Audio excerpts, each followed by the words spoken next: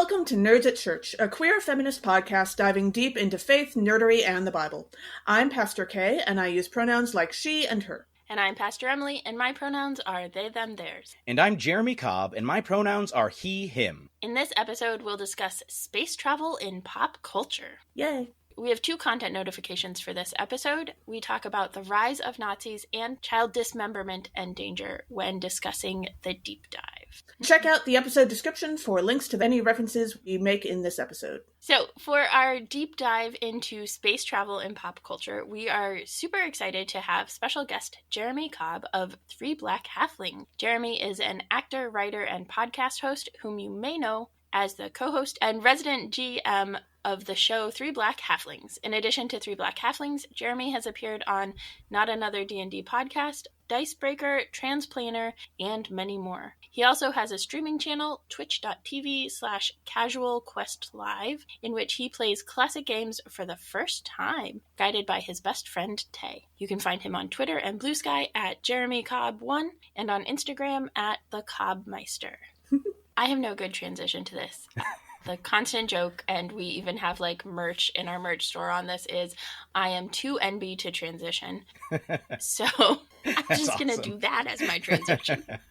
So we talked a bit in our episode with Dr. Katie Mack about space travel in fiction and the reality that it has to make stuff up. So since it isn't supposed to depict factual space travel, and particularly since it involves traveling at the speed of light or faster, that's just not a possibility currently in our understanding. And so you have to make stuff up.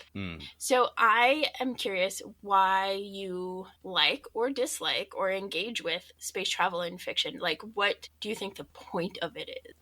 I think in most of the fiction that I've engaged with that involves space travel, it's typically used primarily as just a means of getting from one cool place to another cool place. So something like Star Wars, there are like sections of Star Wars that take place primarily in space, but it feels more like a road trip a lot of times rather than like this is the meat of the movie, except I guess in like The Last Jedi, because there is a whole section where they're just on the ship. But I don't know, for me, what I like about it, I like that it can connect you to new and interesting places. Like you are literally traveling to another world, and it's different from, say, teleportation. It's almost like in Star Trek.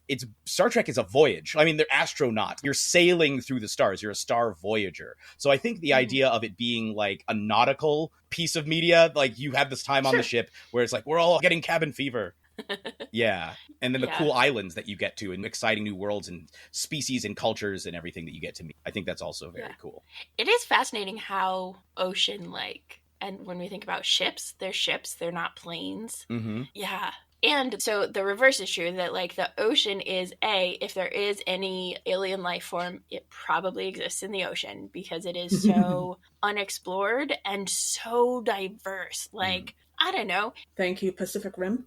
Did octopi really come about on Earth, or did they like plop in? Who knows? But so there's the travel in space is like travel in the sea, but also space is kind of like the ocean of this not nearly enough explored area. And, you know, as we learned, super deadly if you try to navigate it with a Nintendo controller.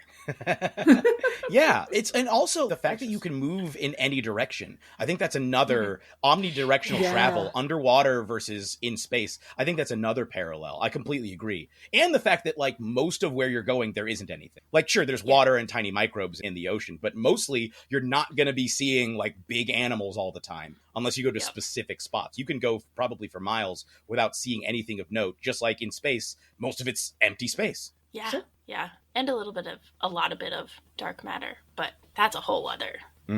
Yeah. Again, Dr. Katie Mack blew my mind. Yeah. So when we talk about space travel, then there's different ways that we talk about traveling in space in like science fiction and fantasy and stuff. And there's the breaking light speed version, which is like Star Trek, Star Wars, those sorts of shows. Is this a cheap cop-out so that you can move things along at the speed of plot? Or is there like, I guess, is it a cheap cop-out, 1? 2, have you seen ways where we're actually taking into account a price that might be paid for traveling at the speed of light? I don't know that I'd call it a cheap cop-out in answer to question 1, because it's like, I don't know, do you want the story to happen?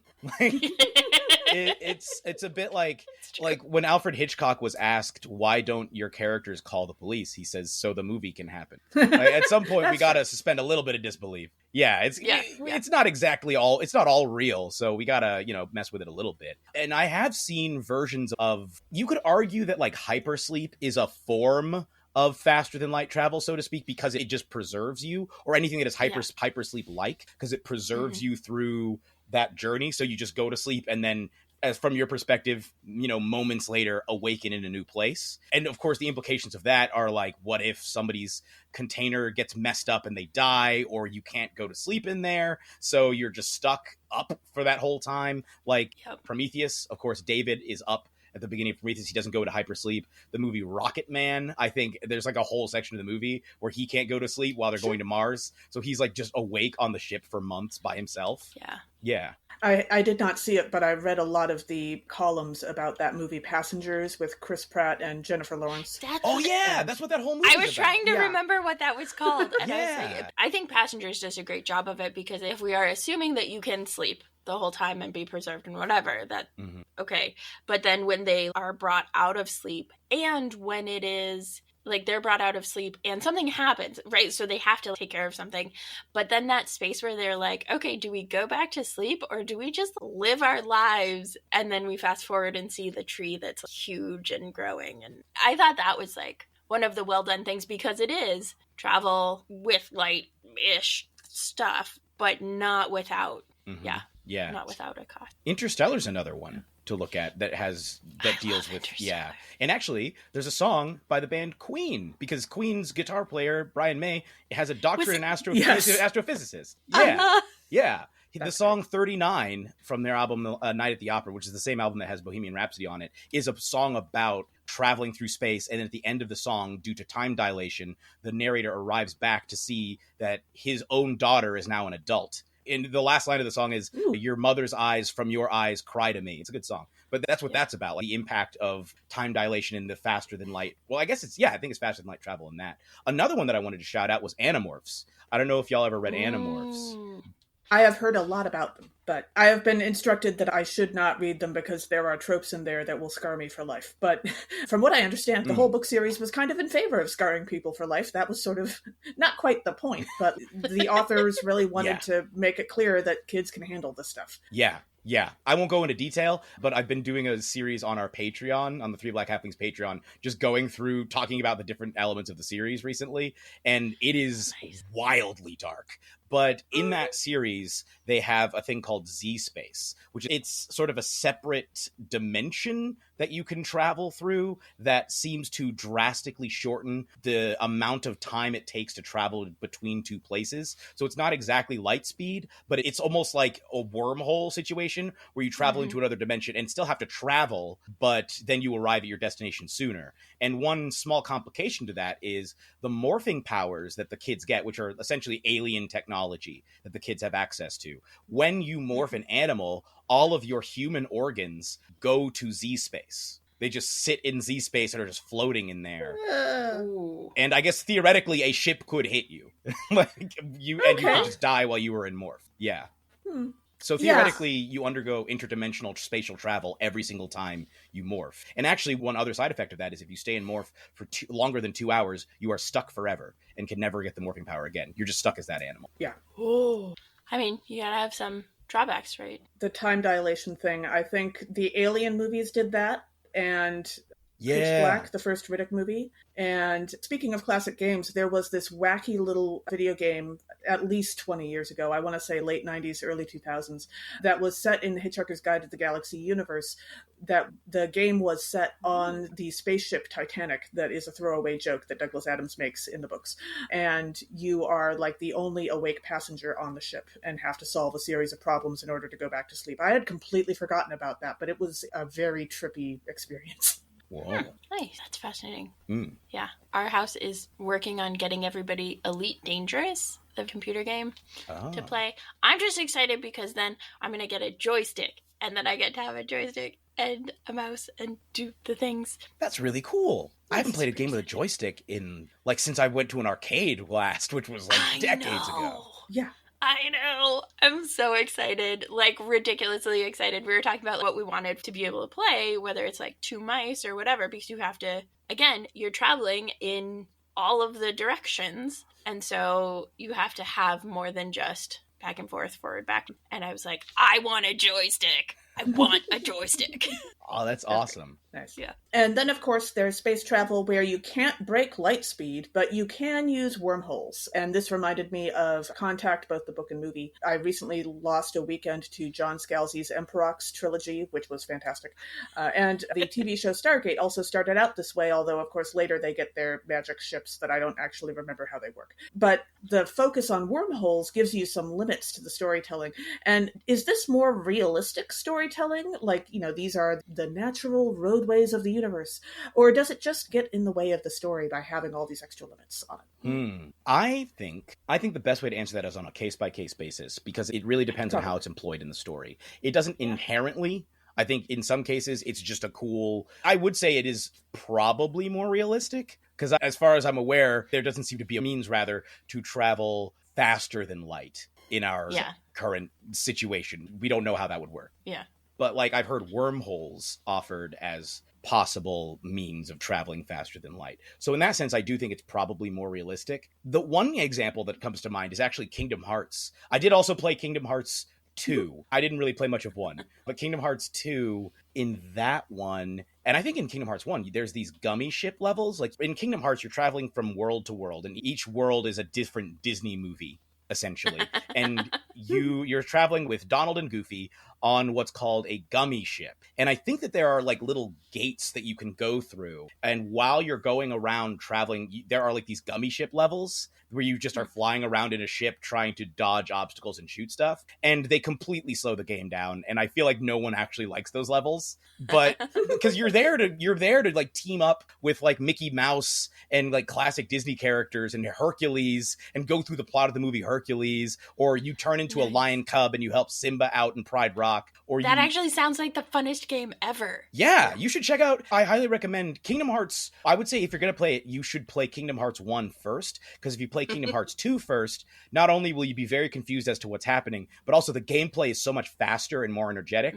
It's difficult to go back to playing 1 because like, oh my lord, this is so slow. It's a little bit like Doctor Who, like Classic Who. I'm doing an alternating rewatch right now, and Classic Who is like so slow sometimes, and then I like get one episode of the contemporary seasons. But yeah, I really like how wormholes work in Interstellar because they explain how theoretically a wormhole works, right? They do the like, you fold the space and time and blah, blah, blah. And there's a weirdness about, like, they show that something's weird and that we then later find out it's like when he's coming back through the wormhole and the two characters have like this moment of contact to like whatever. But because it does a wormhole, so it allows for the travel, but also it's a scary thing and they don't know if it'll work. And there's like a limit to transmission back and forth. So it shows some of the limits. And then a lot of the like time stuff is because they're orbiting black holes and that sort of stuff. And it does all those other things. But yeah,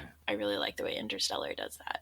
And that great, I think for me, my one is the best scene in the movie when Matthew McConaughey sees all the images, like all the letters from his family. That scene of him, just because it's like, oh, a bunch more time has passed for them than it has for you. And he's, that scene's, gut-wrenching. Yeah. I would be remiss if I didn't mention 2 other instances of either wormholes or time being folded. You just reminded me, Emily. So the first one is A Wrinkle in Time by Madeleine L'Engle. Oh, yes. Yeah. Of course. And the movie that they made semi-recently is just fantastic. I haven't seen it. I love it. But yeah, A Wrinkle in Time. Yeah. Is a whole other, I don't think they explain the mechanics of how they do it. It's sort of like magic, like science that is so powerful that it essentially functions like magic, maybe. But they basically, it's literally, they fold space-time and then you just move to a new spot. And I thought that was really cool. Yeah. I think what essentially they did was they just said Mrs. Whatsit is powerful enough that she gets to do whatever she wants. And I do kind of appreciate that style of storytelling too. Just don't worry about it. It's Mrs. Whatsit, go with it. It's good. I completely agree. I actually miss that. Playing stuff like D&D or other games that have like very clearly defined magic systems, while it is cool, it also feels like it places limitations, and you lose like limitations on like the wondrous aspect of it. It makes it a bit more mundane in some cases. And I really like the idea that, well, yeah, this person's just powerful enough. Look, we can't really explain it. They just do it. It's just that. Yeah. The other one I wanted to mention was 2001: A Space Odyssey with the famous Stargate sequence. Like a good 5 minutes of that movie are just traveling through some weird wormhole portal and seeing bizarre images of landscapes and flashing colors and stuff. Yeah, I think that was a very effective use of a wormhole, and probably based on the science that they had then, about as accurate as they could have made it. Yeah. Like circa 1967 or 1968. Yeah. Sure. And we talked to Katie Mack about this a little bit, but I think it's been interesting to notice the ways that science fiction has become more scientific, right? And it's partly like this, they're just the most powerful because we didn't know and we didn't have rules. And so we just like suspend our disbelief. But now like Interstellar had like science consultants to like make sure that the science that they were relying on and the science that we do know is not being broken. And it's just the beyond what we know part that is fictionalized, which Kay and I talk about it a lot, of like representation of clergy and religion and particularly Christianity in pop culture is just so terrible. Yeah. They have not yet learned that actually hiring somebody to be a consultant would be really, really helpful. But it's interesting to see that development away from, we don't really know anything about science, so we're just making all of the things up, and having explanations that don't have to be testable or like very close to like current theories and models, and to now we have quantum physics and all of this other stuff that if you don't take it into account, then people will be like, well, you just made up the science and it's all fake. Yep. Yeah. I like that people try to add some scientific realism into things. I think not everything needs it. Like, I don't think Star Wars needs it, for example. I think it depends on what kind of story you're trying to tell. If part of the story is the actual science, then I think it's great to have it in there. But if you're basically, like in Star Wars, telling kind of a fantasy story in space, then yeah, we don't need to know how the lightsabers work. I mean, I know that like the expanded materials explain how lightsabers work, and it's the kyber crystals and this, that, and the other. But like, who cares? When you see Luke Skywalker turn on a laser sword, you're not thinking like, wow, that's so cool, he's focusing the power of the crystal. No, you're thinking like, whoa, that guy has a glowing laser sword. Like, it's not... Yeah, it doesn't matter to the actual movie. And the same thing with like warp speed. We don't have to sit there and be like, so please, Han, before we progress with the plot, could you please explain to me exactly how light speed works? Like, nah. So I think it really depends on how realistic the movie is trying to be. So in Interstellar's case, I think it works for the movie's benefit to try and be very realistic, because that's what a lot of the movie's about. But if you're doing like, I'm trying to think of another... Arrival doesn't need to... Arrival can play with like the mechanics of time, but you don't need to explain how they're able to do this. You know what I mean? Sure. Yeah. I love The Story of Us is the book that it's based off of. And it's a short story, but I love the way it is written, because the writing also like gets at this like, we don't know, and this is how it like timey-wimey, wibbly-wobbly stuff. Yeah. I think there's an element of wonder that can be lost when you explain everything a lot. And I don't think it's, again, Interstellar, still pretty awesome and wondrous, but I think there's a wondrous quality to Arrival where we just don't know. It's a mystery. And it's the mystery of how it all works is part of the point of the movie. Sure. Yeah. Well, and speaking of realism, I just thought of this right before we started recording, but there is also the option of just acknowledging that space travel should be ridiculous to us at this stage in our scientific development. And so you've got like Hitchhiker's Guide to the Galaxy, where you have the improbability drive, which allows you to travel through space by calculating the exact improbability that you will immediately teleport to this other point in space. And then as soon as you've calculated that, boom, you go there. So are there other universes where they just let space travel be silly? Like, I couldn't come up with any other options off the top of my head. I imagine the pigs in space from the Muppets might kind of count for that, but probably. Yeah, I never read Discworld. I think Kay has. Yes. The Hitchhiker's Guide reference is great. I completely agree. What's the space travel like in Discworld? They don't really travel through space. I would doubt that they would get to that level of technology. To be honest, I'm only halfway through the series because, there's only so many of them and there aren't going to be any more. And so I'm trying to treasure each one. And there's like 40 of them. And so I don't know, but I don't think they do. But yeah, if Terry Pratchett ever wrote space travel, that would be fantastic. I can't even imagine. Yeah. I'm like sitting here looking at my bookshelves trying to find. Sure. I was like, what do I have in my books? I don't have any. Yeah. Okay, so I've read the books of Hitchhiker's Guide. I've seen the miniseries from the 80s, and then also the more recent movie with Martin Freeman, which was okay, kind of got the spirit of it, didn't quite nail it for me, but I did enjoy the bit where they allowed the improbability drive to be silly, and so like at one point they all turn into yarn made characters. Instead of being human. Yeah. And then they finally slowly get their way back. That part was fun. But yeah, I appreciate just saying, you know what, we don't know how this works. Let's just let it be ridiculous. That seems reasonable. Okay, hear me out. Now that we've figured out that space-time is the thing, and not just space and time, everything everywhere all at once. Right? Yeah. So it jumps into the multiverse and a multiverse understanding of things. And for Horror Nerds at Church, when it first came out, we did an episode on Everything Everywhere All at Once, and it was fantastic. But that does do the ridiculousness, right? Because you're jumping into other universes, and they're jumping into you, and like you have hot dog fingers and googly eyes and rocks and like all sorts of different dynamics that I think it was a fascinating movie to watch, period. And then also when you think about the ridiculous worlds that they jump into in different places, and even Doctor Strange in the Multiverse of Madness gets at that too, right? Yeah. I think like it's a different kind of space travel, time travel type of situation, but I think it also is an interesting way to think about it. Yeah, and Into the Spider-Verse also has that as well, and leans more into the absurd side of it, I think, than Doctor Strange does. Yeah. Doctor Strange has like aspects of it, and Into the Spider-Verse is just like fantastic. Yeah. Marvel has a history of letting things be ridiculous. I've read through a great chunk of the classic Deadpool comics, and if you want ridiculous, Deadpool does that. So they're very good at it. That's true. Yeah, I think if you have a character named Howard the Duck, I feel like you can't claim you're an entirely serious company. It is true. It is true. And that kind of jumps into the other... These were all the categories that Kay and I could, like, think of. So there may be other categories out there. But the, like, Doctor Who version of space travel that you don't explain it, right? Which is, like, Mrs. What's-It is just so powerful that she can do this thing. And so Doctor Who, the, like, reversing the polarity of the neutron flow, not actually a thing. But, which I love Doctor Who, so I have, like, my own personal bias about, like, how much it encourages me to wonder and explore and want to know more. But does that encourage us to give up on real science? Does that detract from our, like, I don't know. Also, this just had to be a question. Yeah, because Doctor Who. Of course. But, like, after this episode, we're recording our 4th episode, so jumping back in time to talk about the solar system. And one of the things that we did was we put out a poll about Pluto to see what people thought. And there is this, are we letting our nostalgia override actual science? And is that part of the bigger problem that we're facing in the world today of, like, people don't care about science and are not getting vaccines anymore and are not wearing masks? And, like, is this part of the problem, or is this not part of the problem because it doesn't, I don't know.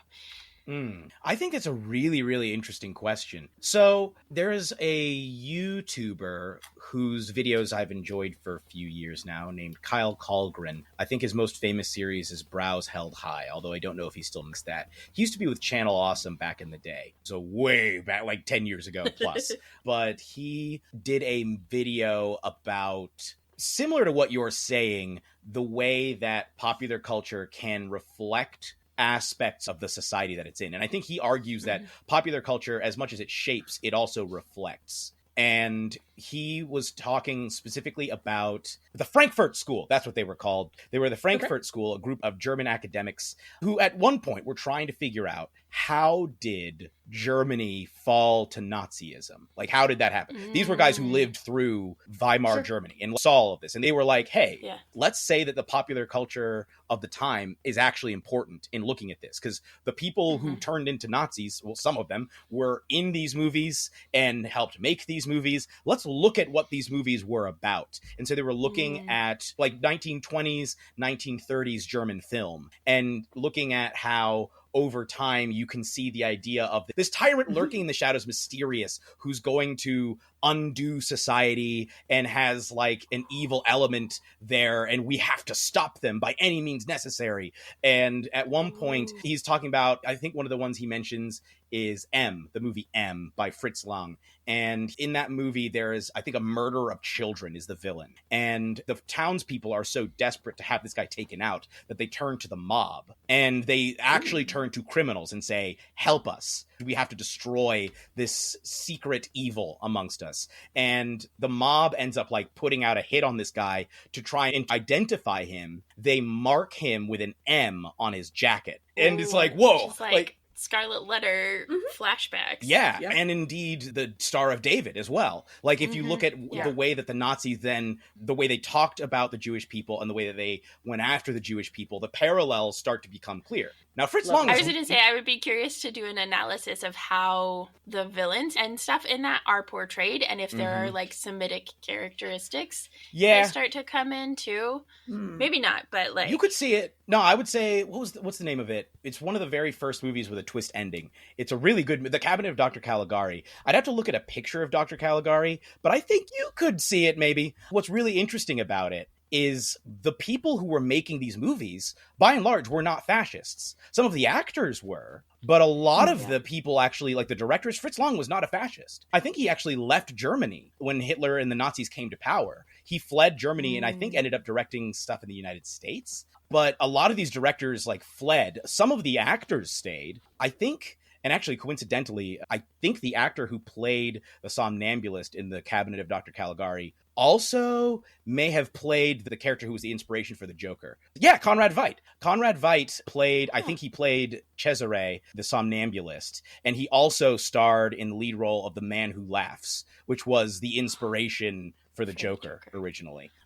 But like at the end of the video, Kyle talks about how you could look at the rise of Donald Trump and see that reflected in the media that led up to his coming into power, and how like you start to see, for example, the way in the Hunger Games, the rich are depicted as like these people with strangely colored hair and who are very flamboyant and are out of touch with the lives of the common people, and how they're the real threats, and how we need to find a billionaire businessman who can come in and save the day, like in Iron Man and the Avengers. Yeah, these guys, they may not be perfect. And you look at all the male anti-hero movies that were coming out throughout the 2000s, especially early 2010s, with Tony Soprano. Sopranos ended in like, I think 2007 or 8. And then Breaking Bad and Mad Men, and then Frank Underwood in what's it called? The first Netflix show that came out that I can't even remember. But it was like the first Netflix drama. But there's like a lot of male anti-heroes. If you look at all of those and how our culture started to idolize that, the question becomes, did we respond to that positively because of the movies themselves? Or were the movies simply reflecting a tendency that had already developed within the culture? Which is fascinating. Like, definitely Avengers and comics for me is like, absolutely. Batman is only a superhero because he's rich and Batman's hasn't Justice gone to League, therapy. Right, but like the comic genre, particularly the like older comic genre that is mostly men, right?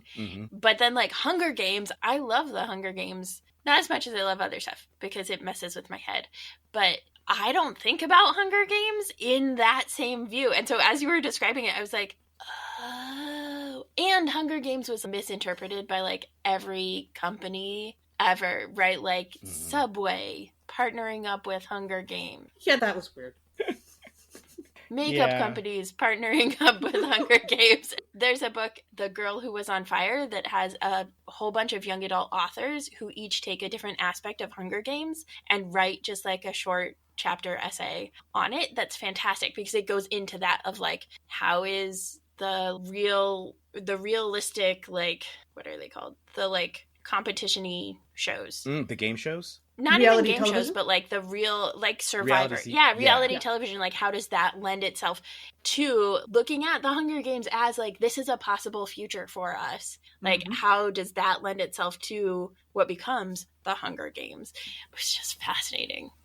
Yeah. And also got us as a culture so much more used to the concept of child murder as entertainment, which, like, There was a moment a few seasons ago on our show where Emily brought up, I think it was a book that had child dismemberment as a plot point, and just, that's how I reacted too. I was rather startled by it, but it was a young adult dystopia, and I don't remember what it was called, but... Yep. It was the Unwind series. Sure.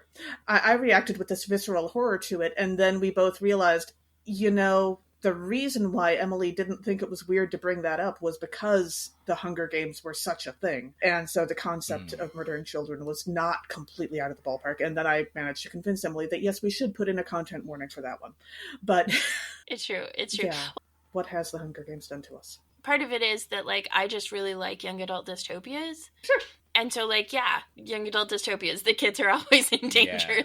Yeah. That's fair. An underlying thing. But I had not thought of it as child dismemberment. It didn't register that way. Until Kate was like, what? Yeah. Animorphs, speaking of Animorphs, has similar... I think Animorphs falls into more the Gundam category, where a lot of it is anti this. The point of it, even though the cool part of the book, quote unquote, is a bunch of kids turning into animals to fight aliens, at the same time, Animorphs deliberately depicts things in a horrific way. I would argue to try and say that hey, putting these children in the position of fighting a war against alien invaders is in fact bad for the kids.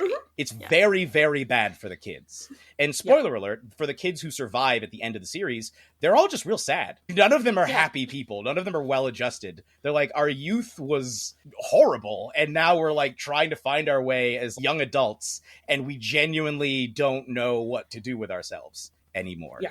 Yeah. We talked about this, I think, in Horror Nerds at Church, maybe, which is the other podcast that I co-host, in case that was not clear.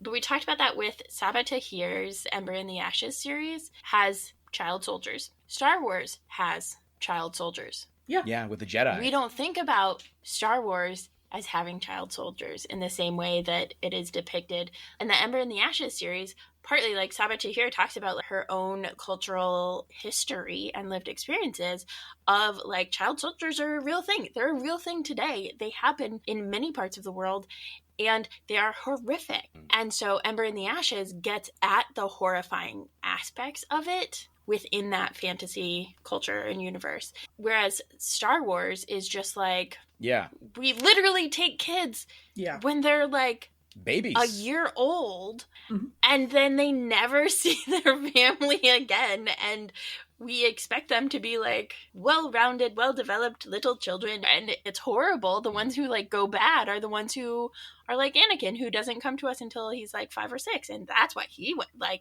it's just this is child soldiers, but we never talk about it that way. And also they're forced to be celibate. They're not allowed to get married. They have to be celibate, right? Which, we've been there with the Catholic Church. We know that's a bad idea. It does not go well. Yeah. The Jedi Order, if you were to actually try and do, a really, really realistic version of, a Jedi Order in Star Wars, they would be so much worse than they are depicted in, if you did, a Watchmen Star Wars, the Jedi would just be horrible people. That fan fiction exists. I mean, that's true. We're doing a Star Wars Alien series for Horror Nerds at Church right now, and we talk about the Jedi as are they police or clergy? Either way, I have concerns. Yeah, they do call it a religion so I guess they're kind of religious. They're the Knights Templar. Yeah, legally speaking, you can claim Jedi as your religion in the United States. Really? Yeah. Are there any provisions within the law for that? I don't know exactly how it works, but I was online acquaintances with someone who knew someone who was going into the military, and you had to list your religion so that they could do correct things for you. And they listed Jedi, and the military eventually had to take them seriously about it. I have no idea how sincere this was, but it turns out that it's, as I've had other conversations with pagans, it's really hard to have the conversation of it doesn't count as a real religion because religions are so different. And so what legally counts as a religion in the United States is actually pretty open now, but they had to have a lot of conversations about it to get there. Interesting. Yeah. I think one thing that in the conversation of child soldiers, as well as something you brought up earlier, Emily, which is the depictions of faith in fiction, and how there's two things actually I wanted to say about that, because I want to talk about that too. That's a very interesting topic to me. Yeah.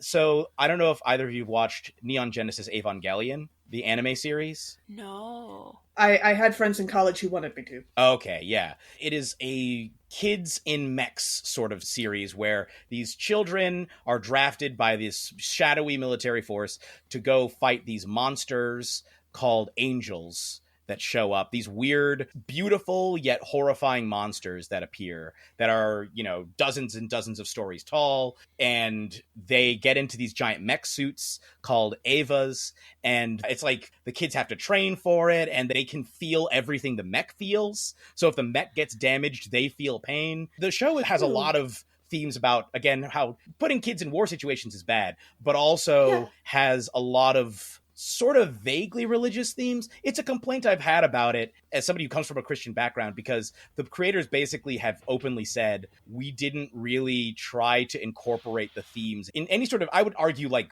intelligent quote unquote way. Like, it's an interesting series. I'm not saying the series is bad. I think its handling of the religious themes is poor, because it basically is like, oh yeah, they're called angels, and there's somebody called Adam, and the spear of Longinus, and this, that, and the other, like, but it's like all sort of slapped together and not done in a way that to me feels like we understood what we were referencing on a deep enough level to leverage this information that would bring greater depth to the story. It's just like, yeah, I don't know, guys. This feels kind of weird that we stuck all this in there. Yeah, it feels a little bit like Iron Widow. I don't know if you've read, only one book is out so far, but Iron Widow is rooted in, I think, Chinese culture. And so it taps more into like the yin and the yang. But it's like mechs and fighting and like that aspect of it. And like, I am Christian, so like there's a limit to my understanding, but I have degrees in theology. So I've done some learning, and I was really pleasantly surprised by how Iron Widow actually like digs into the religion and just the philosophy and stuff around, I think, especially Buddhism, to have this actually work. That's not just like angel, Adam, throw the names of the things, but like actually has a way of thinking about it that's like really helpful. And I was like, oh. Yeah, that sounds really cool. It's a really cool book. Yeah, I really like it. And I'm excited for the second. I don't know when the second book is coming out, but. So, personally speaking, I grew up reading a fair amount of like golden and silver age science fiction. And so what about older science fiction tropes, like, for example, generation ships, which actually Red Dwarf did this, but it was technically an accident. Or stories that actually do the velocity math at you, like several of Robert Heinlein's earlier stories, and also a bunch of Asimov does. Do you see any of those older tropes? Notice I'm not including the hugely misogynistic or racist ones. Any of those older tropes coming back? Oh, that's a very interesting question. I have not engaged as much with classic sci-fi beyond I once won I was in a science fiction club in college, and I won a volume of H.G. Wells stories. Ooh. So I read through that, and one of them involved, I think, going to the moon with, I think it was like an element that they discovered that allowed you to float called cavorite, I think. That was in that story. And it's like they meet people on the moon. What I think of when I think of like classic science fiction is there was always a big sense of like mystery. And they didn't, like, they might spend some time trying to engage with like, oh, how exactly did we do this? But it's always like, we're going to discover something new. You know what I mean? And sometimes it's scary. Sometimes it's fun. Sometimes it just causes complications. But I think that's the big theme of those kinds of stories. And I feel like right now we're very cynical. I think societally we've gotten real cynical with stuff. So I hope we can get back to the exciting, like, yeah, let's go discover. Instead of like, it's out there and it's bad and it wants to kill us. Which, come to think of it, was also the theme of the very last Calvin and Hobbes comic strip, now that I think about it. Yeah, let's go exploring. Yes, exactly. Yeah. I was thinking, okay, when you were listing the options, I was like, well, Foundation, right, is... I do need to watch that. I've read the books. I just finished watching the second season of it, and it definitely is coming back, right? Because it's a popular show on Apple, whatevers. And it's like math and science cannot solve the fall of this empire, because empires pretty much always need to fall, but it can help us recover from it. And that dynamic, which is also, I think, part of Interstellar, right? Like that the math and science of how do we get off of Earth because Earth is no longer habitable because we have damaged it so much, kind of does that as well, which I think is interesting, and it goes with the cynical stuff, right? Like there is a cynicism in the way things are is not survivable or savable, which like climate activists and like climate change, right? Like, there's a sense in which like that I think is dooming us. I want the radical sci-fi that says we figured out a way to actually restore the earth. We figured out a way to actually reverse that, because when it's just like we can't, and there are things that we can't stop, and I get that, and it's important to acknowledge that, but like, when there are things that like we can't stop, how do we then get the inspiration to walk it back, to repair the damage we've done to the climate? Like WALL-E. Yeah. I think WALL-E's one of the only ones I've seen that actually takes a more positive look in the end. Even though, like, the Earth is a wasteland at the beginning, and, you know, this little robot's all by himself, and he's, you know, leading a miserable life. And then humanity is, like, incredibly sedentary and is not doing well up in space. But by the end of it, I find the ending of that story to be really powerful and uplifting. That, like, the robot finds love and humanity gets to go back down to Earth, and we replenish the Earth. And, like, you know, the end credits are them just, like, rebuilding society and the Earth turning green again. And it's this really lovely, sweet ending. That's one of the only ones I've seen, I think, that actually has a more optimistic, or at least the question of a hopeful, let's say a hopeful ending. That's like, well, where do we go from here? How do we make it better? Yeah. I mean, massive amounts of fat phobia aside, right? Yes. WALL-E has, that hope. Also, I do just want to go on record as saying I want a TV show set on a generation ship. I think it would be fantastic. Set on a what? Set on a generation ship, a ship that travels through space, but it takes generations and generations to get there. And every episode would essentially be a bottle episode, because they would all be set on the ship, and a bottle episode is fairly cheap to shoot. And also, like, we recently had the Crown TV series where they discovered the concept of tell the story of a generation with each season, which I think could also work. And so, like, we have all of the tools to do this. It could be really interesting. But I agree. I think that would be really, really cool. And you have, like, as the characters get older, you bring in new actors to play. Yeah, I think that would be very, very cool. Yeah. It reminds me also of Homegoing by Yaa Gyasi, which is not a space travel book at all, but it is two, I think they're half-sisters who are in Ghana, who are split up, and one is sold into slavery and the other stays. And then each chapter is a generation all the way to the present day. And it's fascinating to see, like, how things evolve, because you don't get all of the smooth tie-in and transition. You just get the, like, this and then this and then this, like a piece of the generation, not the whole generation, smoothly transitioning into the next generation. There is something really compelling about that, because I don't know, maybe it's the way that we have become so disconnected from generational, like we've nuclear familyized everything so that we're not living with multiple generations. At the same time, we're not as connected to those who came before us, right? Like, we're not doing the 7 generations thing that is part of many Native American cultures. And so those books and those stories that do that give us this glimpse into thinking about future generations and thinking about what we're doing now, what that does to them. Yeah, absolutely. I'm writing it down because we're trying to do a book list this season for folks, and like keeping track of all the books we mentioned. That'll be awesome. Yeah, but it's a lot of books. Yeah.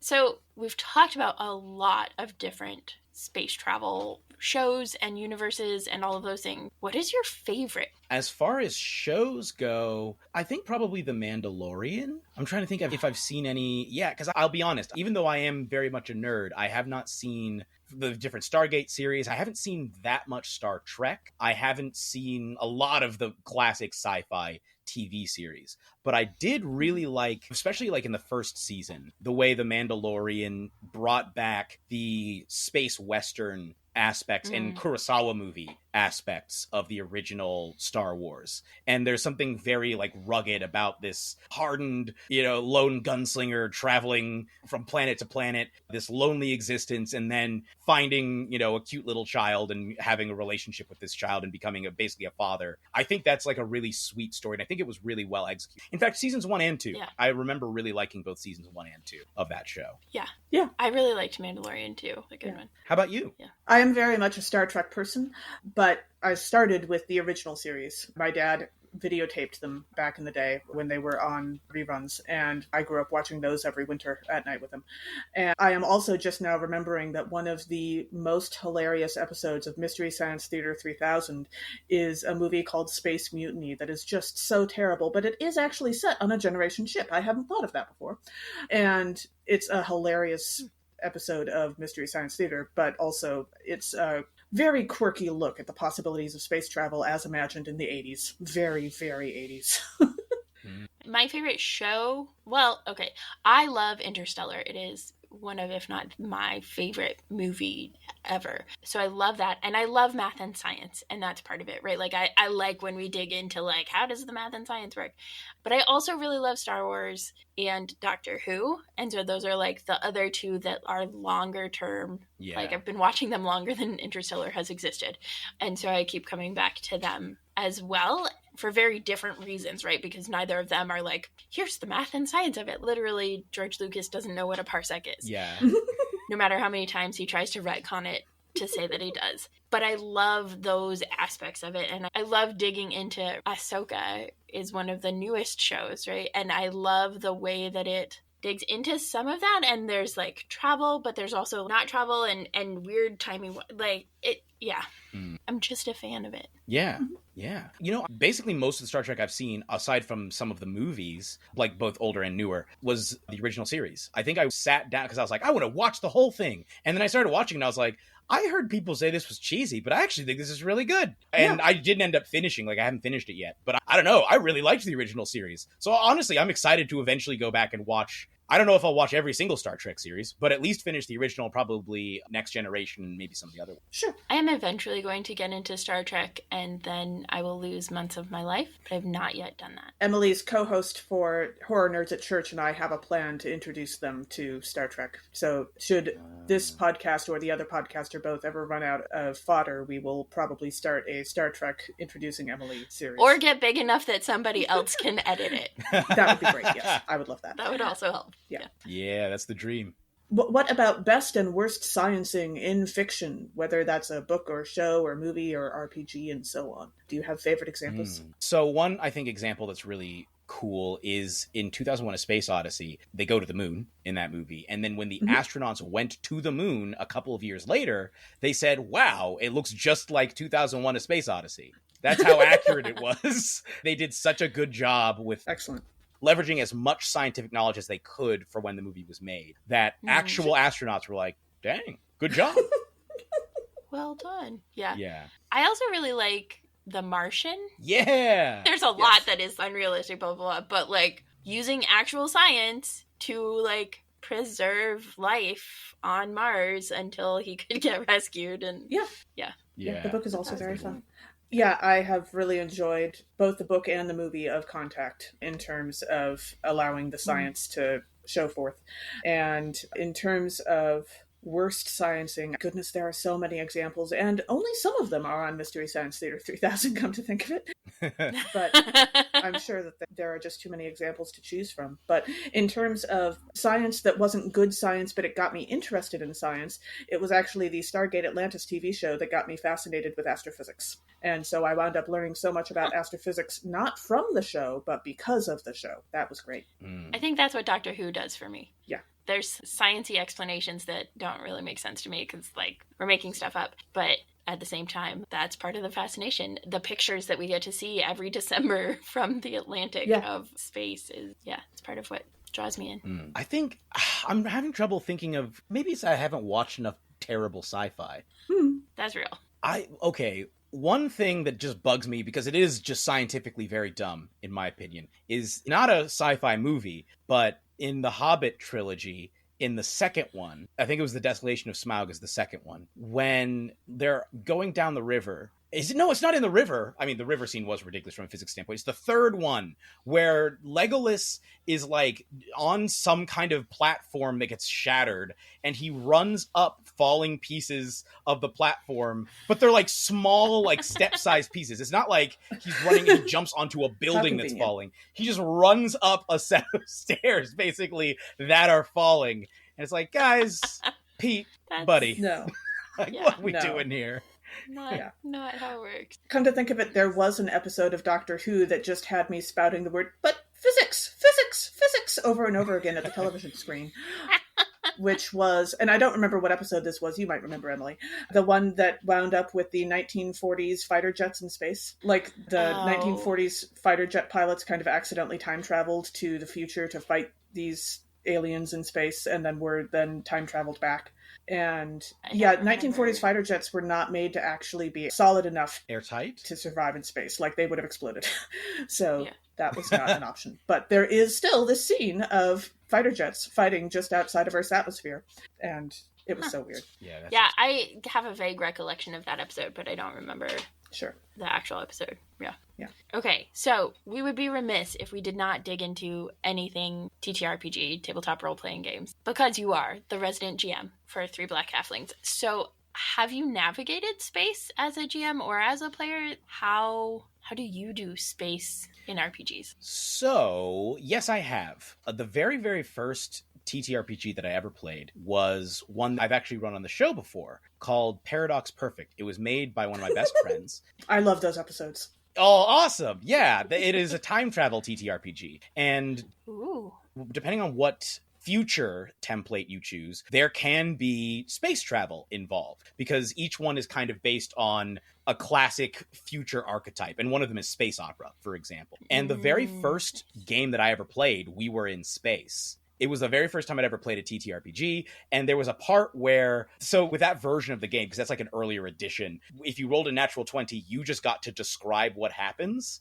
And so I, having never played a TTRPG, rolling a natural 20 on something, thought, well, rather than have it be the best outcome, I'll have it be what I think is the most interesting outcome. So I narrated that I accidentally smashed through the window of the ship, and a lot of the other characters got sucked out into space. And then we ended up spending the next 2 hours not even dealing with the time travel thing, but finding a way to get with half the crew back aboard the ship. It was, it was a blast. I think most of the time, most of the games I've played and run have not really had to deal much with space. Although, and this is actually relevant, I'll go into more detail. I did have sort of like aliens factor in. This will be relevant, and I'll go into more detail later when we start talking about some of the passages from the Bible. But I did have like aliens sort of show up as part of a Paradox Perfect game. And that, I guess, theoretically would have involved some space travel for them to have come to Earth, because their spaceship also factored in as well. Yeah. I just remembered, I was also in a series, I don't think it's ever been released. There's a game called Teens in Space. It's part of the Kids on Bikes series. And as part of that, I was the captain of our vessel. We were aboard a sentient ship named Max. That was sort of like this plant ship. It was a sentient organic ship named Max. And I ended up dating the ship. Like when we ended the series, my character was in a relationship with the ship. And I love that. Yeah, I was a shrimp man. I was like from a species of shrimp people who were like bred for food. And then the people who created us, who ended up like dying off. So now we're just our own society, but we're still scared to this day that they might return. They're called the Maw, these evil creatures that created us and used to use us as a delicacy. It's called a squillion. So I was a squillion, and most of that series took place on board our ship, traveling from one location to another. Interesting. Yeah. There's something about relationship power dynamics there that I just, anyway. I mean, it reminded me of, so for our Star Wars thing during the strikes, we were doing books instead of movies and shows to not encourage people to cross those picket lines. But we were reading the Star Wars from a certain point of view books.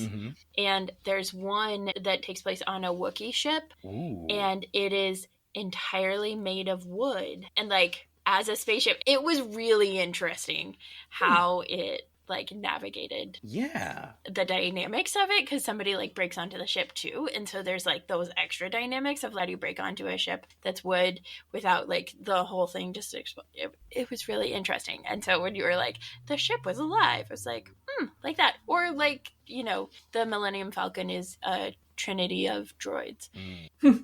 Also is a part of it, but Do you have any favorite tabletop role-playing games that involve space or space travel? I would say definitely Paradox Perfect is my favorite one that generally involves it. But sure. Emily, you just reminded me that there is an item in D&D. I guess it's kind of shit. When they re-released Spelljammer a couple of years ago, one of the items was like this tree. Like, I guess it's not actually an item. It's a monster. It's like it's like a living tree thing that flies through D&D's version of space, like the astral plane. Yeah, I have two. One is Thirsty Sword Lesbians, which is not, it has a different mechanic and is very sapphic. Mm-hmm. It's delightful because it's like massive amounts of tension. Either you get in a sword fight or you make out. Yeah. Like one of those two. So it just tracks a lot. But they have a bunch of different like options if you want to like lead different ones. And so some of them are out in space and like space travel-y ones, which I like. And I backed on Kickstarter Into the Motherlands. Yeah. I'm super excited about it. It's had a few ups and downs in the like production process and stuff, but I am super excited about that one in particular.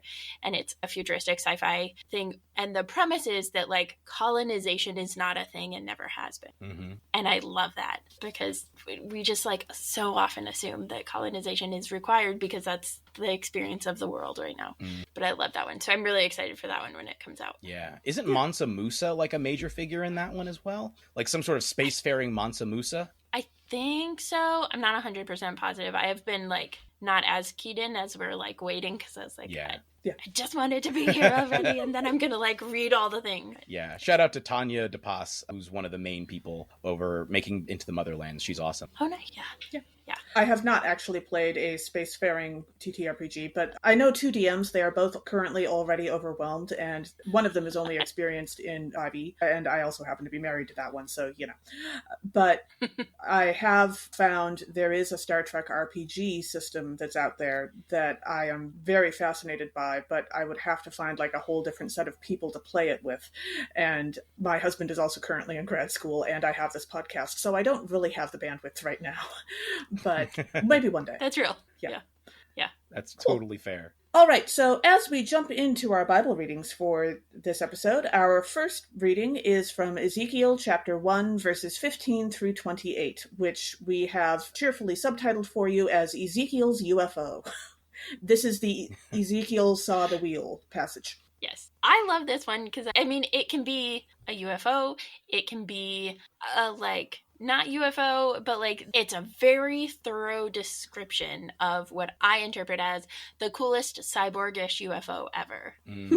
Because it's just, like, the wheels within wheels, and then there are the creatures that are alive, but, like, I don't know if you've seen the memes, Jeremy, but the memes of like angels, biblical angels, right? Where there's just like eyes everywhere. And so I just love that we have a depiction of a spaceship for space travel that just like appears and descends and then moves around. Mm-hmm.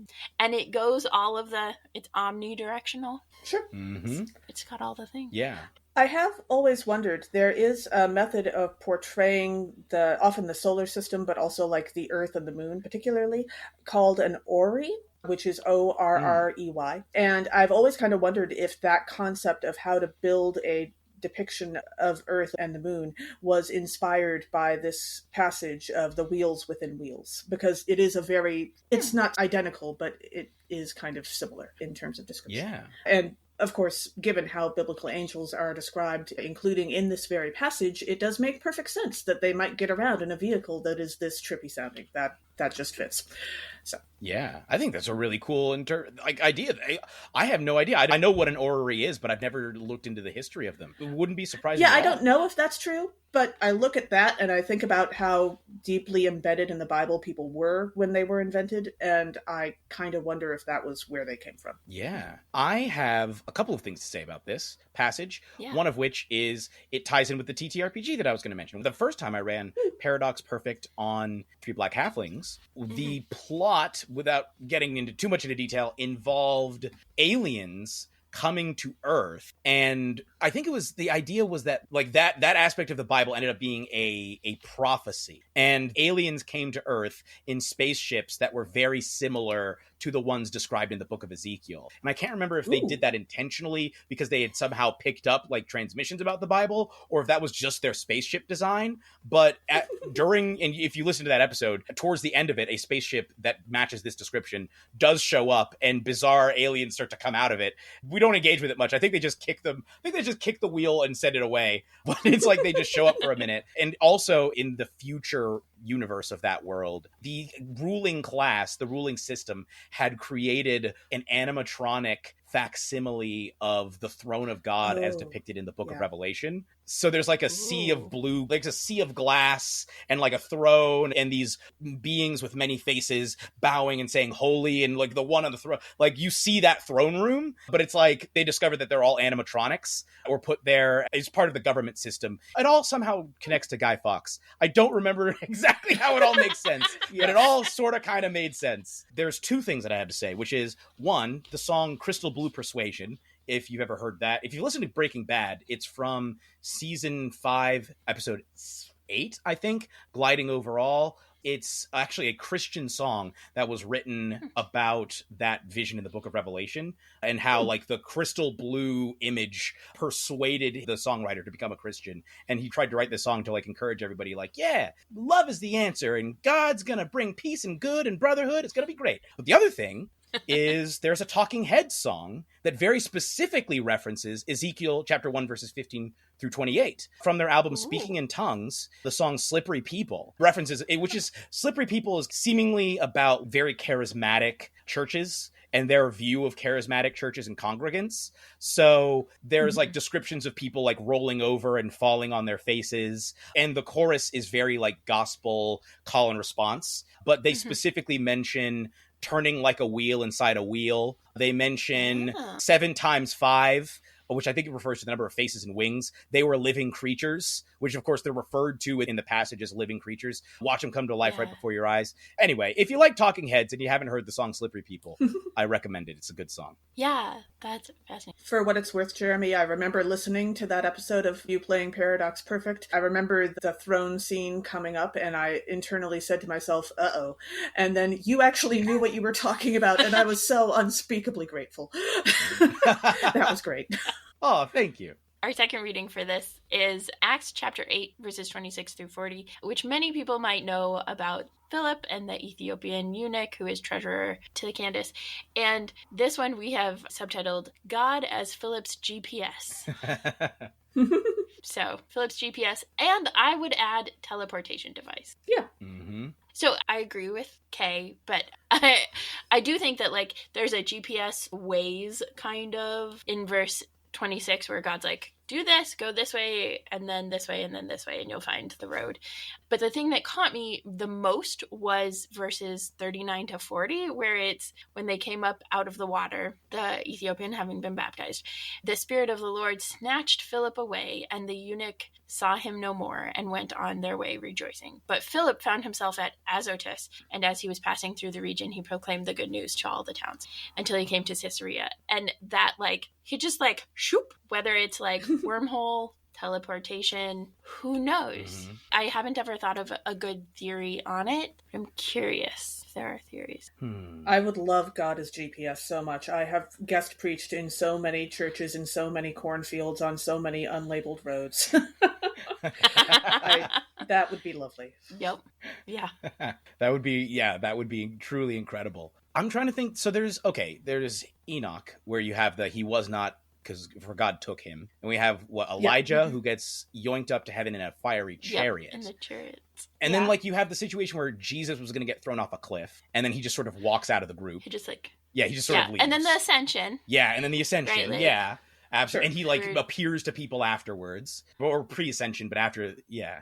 I don't know if there's any other instance in the Bible of just blatant teleportation. And it's weird that it's in some of the most spectacularly bizarre things that occur in the Bible. They're so, like, he was not, for God took him. There's nothing dramatic about it. He's just like, he's gone now. And it's the same thing here. Yeah. So Philip was there, and then now he's over here. It's like, what? And then there was a talking donkey, and that just happens sometimes. Yeah. Exactly. That's true. Yeah. Talking donkeys, she-bears that maul children. At God's command, because that makes sense. Yeah. Yeah. I mean, yeah. It says snatched Philip away, and Philip found himself at Azotus. That's just so... He's just like, well, okay, I guess I'm here now. Yep. Yeah. Kudos to Philip for, the faith of that. Yeah. Usually I like the Ethiopian the best in this whole thing, because the Ethiopian is the one that's like, what is to prevent me from being baptized? And Philip's like, oh, I guess nothing. Okay. Right? The Ethiopian is the one pushing the story and pushing the narrative, and also pushing the faith connection and the participation and inclusion. And Philip's just there.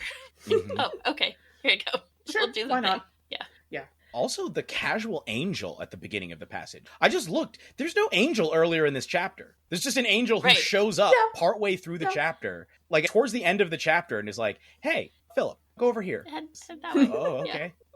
Yep. Yeah. Now I want a story where a spaceship is piloted by a deity or demigod, because it adds so many possibilities to the episode plots. I'm thinking maybe something like Xena in space with deities and demigods, of probably similar maturity levels, which is to say not much at all. You could have so much fun with that. Absolutely. I mean, as of recording this, we just recorded and released our Moana movie commentary for Patreon. And so now when you said that, Kay, I was like, so Maui, not only having a hook, in space. That would be sick. Excellent. They're making a second Moana, I think, but I don't think they're going to do it in space. Probably not. Probably smart, responsible, but yeah. That would be pretty awesome if they did. That's like Moana 18. Yeah. Yes, Moana 18. That'd be a little bit in the future, yeah. Mm-hmm. And now for... our Muppets moment. So, Jeremy, which Muppet do you most want to play in D&D, and what class would they be? So, I think the Muppet voice I like the most is Sam Eagle.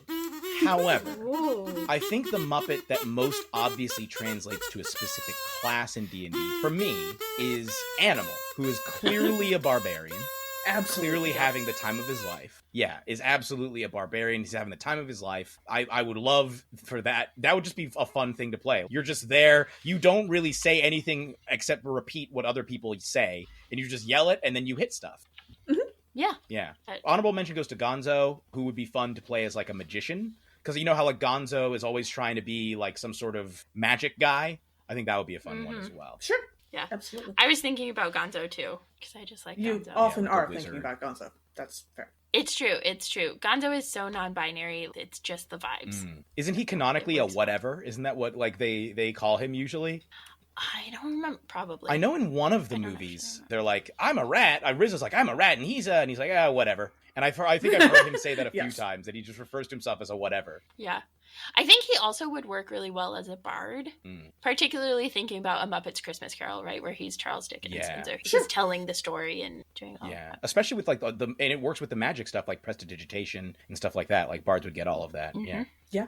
I have to admit, I kind of cheated because I'm the one who came up with this question, and also I have a plan. We are currently playing through a campaign, so I have a character already, but I want my next character to be based on the Swedish Chef. I'm thinking the Swedish Chef's granddaughter or something. And I'm trying to decide about her class right now, because the logical side of my brain says that she should be an alchemist, right? Because she combines different things, and that's how her magic would work. And alchemists are complicated to play, but I would like to figure that out. That would be fun. But there's another side of me that's saying, but what if she was a warlock and her patron was the queen of the summer court who wanted her to go out and find new recipes? Ooh. And the one thing I absolutely know for sure is that I cannot, under any circumstances, combine those two, because both warlock and alchemist are so horribly complicated. I would never actually play anything. I would spend all my time trying to make decisions. And so, I can't combine them. I have to pick one or something else, but I really think that one of those two works best. So I'm undecided on that. But I love the idea of bork, bork, bork as a war cry. So... That's fantastic. Yeah, and you'd have to have the chef feat for sure. You'd have to take the chef feat no matter what. Absolutely. Yeah. I'm curious about a rogue. I feel like I am blanking on Muppets, but there is a rogue in the Muppets. But I have a list of Muppets here. Oh, nice. I have a list of D&D classes here. Oh, nice.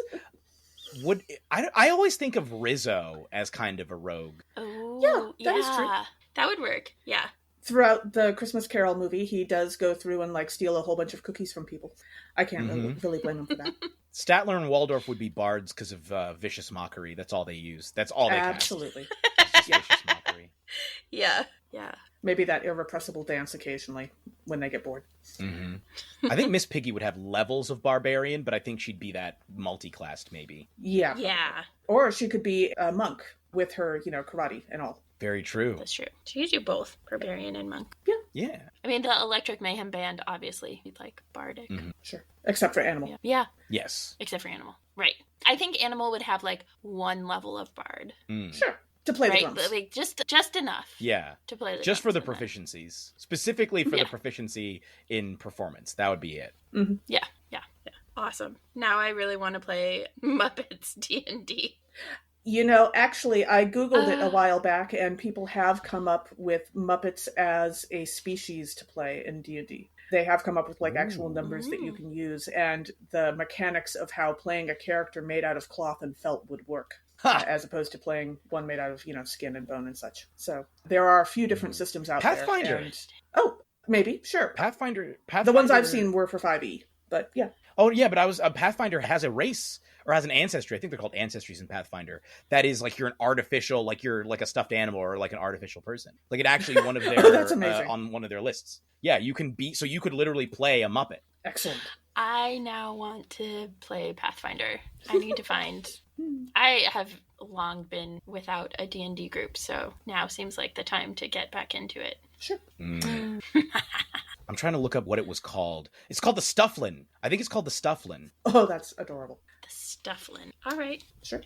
Yeah. Jeremy, any other thoughts on life, the universe, and everything? Oh boy. I just want to say how cool I think your show is. I think this is a really, really cool. It is, as somebody who grew up in the church, but then went to 2 secular universities, one of which was a drama school, which I don't know if y'all have noticed, but the arts and religion often do not get along very well these days, and have not for quite a while, unfortunately. Especially when it comes to Christianity, and then going into TTRPGs, and the TTRPG industry is also usually not all that friendly to like religion, and especially when it comes to Christianity. So it's really nice and refreshing to meet some fellow nerds who are religious, and not just religious, but like have a different understanding of it than I was raised with, because my understanding of religion has really shifted, especially in the last 10, 15 years. So it's really cool to see like, wow, like I would love to. I've never been to a church with like a queer pastor, but I would love to, or even a feminist pastor, but I would love to be able to do that and see the Bible and Christian doctrine from that perspective instead. I think that's really, really cool. And I love that you're talking about nerd stuff. It's great. Yeah. Thank you. It was great having you too. Like this Absolutely. it's fun. We just shifted this season to a different format, and I really like the shift that we've done, but it has given like so much more space to nerd out, especially about the things that we're extra like special interest on. Yeah. So this has been like a fun way of doing that and still connecting it to faith, that it still makes those connections. Yeah. Thank you so much for having me. I've had a blast. Yeah. Thanks for Excellent. being with us. Absolutely. And thanks for joining us to our listeners. Theme music was by Rachel Meyer-Laughlin, Muppets music was by Brenda Boss, and seasonal artwork was by Pace Warfield. Catch us next time when we'll dive into the space programs and NASA with special guest Reverend Kristen Rice. This podcast has been produced by us, Kay Roloff and Emily Ewing. For more fun, check us out on Twitter, Facebook, and Blue Sky at Nerds at Church, or contact us at nerdsatchurch@gmail.com. Also, if you like what you've heard, rate us or leave us a review on Apple Podcasts, Facebook, or wherever you catch your podcasts. If you want access to our uncut episodes, merch discounts, movie commentaries, and more, support us on Patreon at patreon.com/nerdsatchurch. Starting at just $5 per month, it is much cheaper than any space travel in science fiction, fantasy, or reality that you might try. Absolutely. Also, let us know on Blue Sky, Facebook, or Twitter, which Muppet would you like to play in D&D, and what class would they be? As the ancient Christians said, Pax Pax Vobiscum. Vobiscum.